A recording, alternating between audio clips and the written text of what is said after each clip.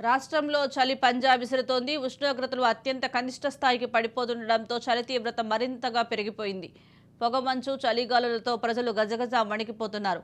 పొగమంచు కమ్మేస్తుండటంతో రోడ్డెక్కడం లేదు. కుమరంభీం, ఆసిఫాబాద్, రాజన్న సిరిసిల్ల, ఆదిలాబాద్, కామారెడ్డి, సంగారెడ్డి, ఉమ్మడి రంగారెడ్డి, హైదరాబాద్ జిల్లాల్లో 12 డిగ్రీల లోపు కనిష్ట ఉష్ణోగ్రతలు నమోదయ్యాయి. ఆసిఫాబాద్ జిల్లా సిర్పూర్ మండలంలో రాష్ట్రంలోని అత్యల్పంగా 7.1 డిగ్రీల కనిష్ట ఉష్ణోగ్రత నమోదు కాగా, తిర్యాణి మండలం గిన్నెదరిలో 8.1, తిర్యాణిలో 8.9 డిగ్రీలు, కెరమెరి మండలం ధనోరాలో 9.5, ఆసిఫాబాద్ జిల్లా కేంద్రంలో 10.7 డిగ్రీలు, చింతల మానేపల్లి మండలం రవీంద్రనగర్లో 11.4 డిగ్రీలు, కాగజ్ నగర్ మండలం జంబుగులో 11.7 డిగ్రీల కనిష్ట ఉష్ణోగ్రతలు నమోదయ్యాయి. ఆదిలాబాద్ జిల్లా మావల మండలం రామ్నగర్లో 8.5, ఆదిలాబాద్ రూరల్ మండలం పిప్పల్ధరిలో 8.6, బేలా మండలంలో 8.8, భీంపూర్ మండలం అర్లీ, సంగారెడ్డి జిల్లా కోహిర్లో 9.2, నాల్కల్లో 9.7, వికారాబాద్ జిల్లా మర్పల్లిలో 9.5, మోమిన్పేటలో 10.8, సిరిసిల్ల జిల్లాలో 11.4 డిగ్రీల కనిష్ట ఉష్ణోగ్రతలు పడిపోయాయి.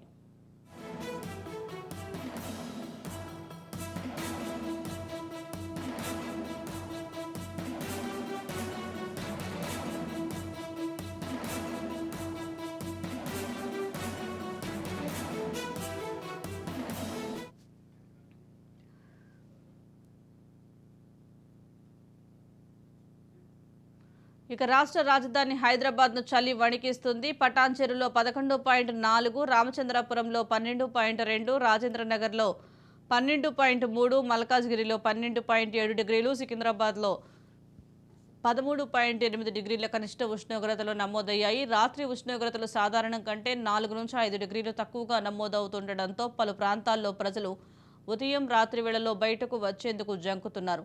ఉదయం 9 గంటల వరకు ప్రధాన రహదారులు పొగమంచు కమ్మేయడంతో వాహనదారులు ఇబ్బందులు పడుతున్నారు.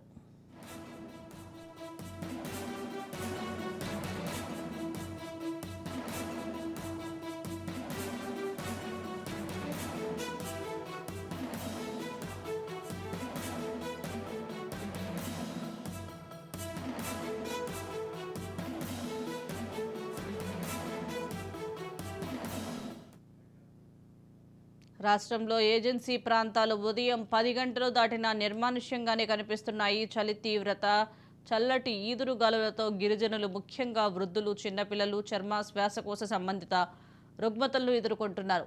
వ్యవసాయ పనులు సాగక ఏజెన్సీ ప్రాంతంలో రైతులు తీవ్ర ఇబ్బందులు పడుతున్నారు.